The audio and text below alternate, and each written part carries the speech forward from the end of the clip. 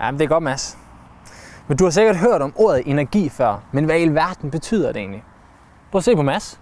Han løber rundt og spiller fodbold og bruger en masse energi på det. Og når han så bliver træt, så sætter han sig ned, spiser noget mad, og whoopty, så har han energi igen. Men når vi snakker om energi, så snakker vi om 3 former for energi.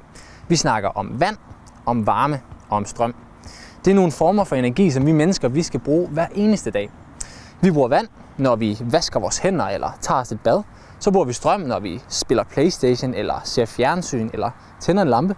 Så bruger vi varme, når det er koldt udenfor, og vi gerne vil have det lidt rart indenfor for at få noget varme.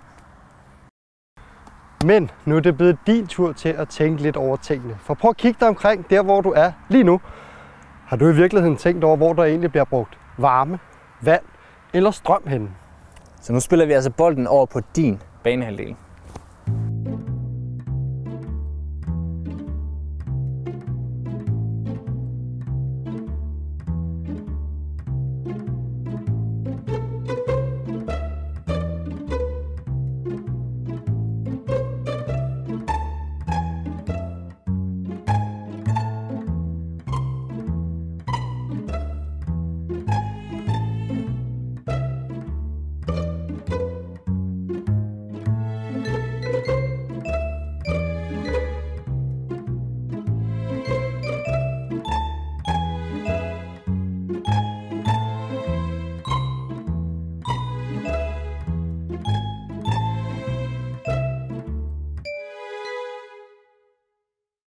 Vi som mennesker har jo brug for en stor del af de energiformer, som Anders han fortalte jer om lige før.